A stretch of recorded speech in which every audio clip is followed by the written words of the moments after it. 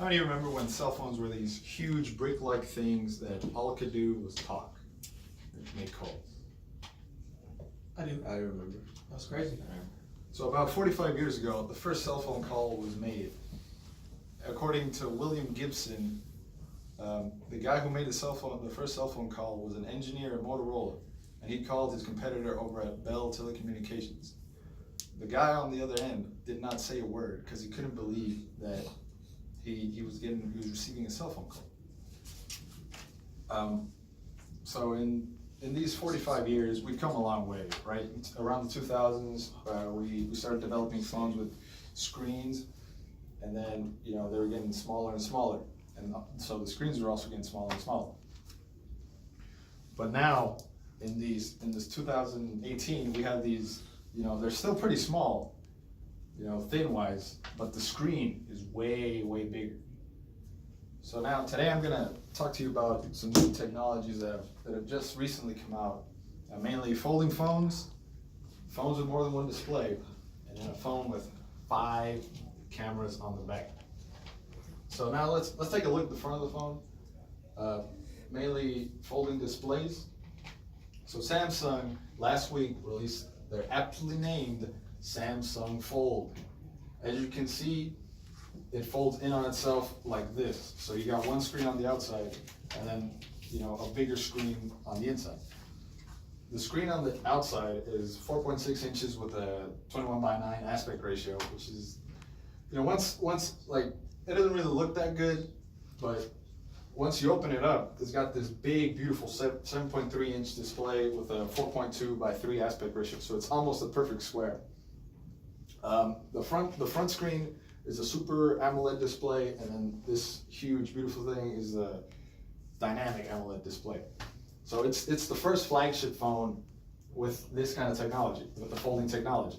So this shows that Samsung, they believe in this. They didn't just spend all that money and engineering time doing this for nothing. They see a future with this phone where people walk around with this in their pockets. Other companies, smaller companies, have also started releasing their own competitors to this. Mainly Huawei with their Mate X, which a lot of people prefer over this design. Prefer this design over this design because this, it like folds on itself, kind of like, so the screen is all on the outside. But also, Xiaomi has released their Mix Flex 2. So, competitors see this. They see this thing. They're like, that's pretty good. So I'm gonna release my own phone to try and get some of that dinero, So now we've looked at the front of the phone. Let's take a look at the front and the back. Mainly phones with dual displays. So not the first ever, but the popular, most recent phone is the Next dual display. So as you can see, it has a front display, and it also has a back display. How many of you have ever seen a phone with 2 displays like that? I haven't. Nah. So the front display is 6.39 inches, and then the back display is 5.49 inches. So the reason they did this was to get rid of the notch. As you can see, there's no notch, there's no camera, there's no nothing up here. How many of you have iPhones and have that notch? I do. Do you like it? I love it. You like the notch? I don't like it, actually. I'm sorry. All right, yeah. So they saw a lot of people didn't like the notch, right? So they devised this as a solution to it. They put a screen on the back so that whenever you're taking a selfie, right, regularly you have to take it like this. You'd have to use this dinky little camera it's not bad, but it's not good. So instead, you can use the greater back camera, which is a bunch times better than the front display, than the front camera, and then it would display what's being captured here on the back. So you'd have really good selfies. And then also another phone that was released with a similar design is the Nubia X. It's got all front screen, and then also a screen on the back. It doesn't have the circle, which also serves as a notification thing, but it still does a pretty good job. The front screen on this one is 6.26 inches, and the back screen on this one is 5.1 inches. So it's not as big as this one, but it's still another option. And then whenever, you know, big companies like Apple or Samsung see these, they see that, you know, there's demand for it. So they begin to develop their own competition for these. So maybe in like a couple years or so, we'll have a Samsung or an Apple device that has 2 screens.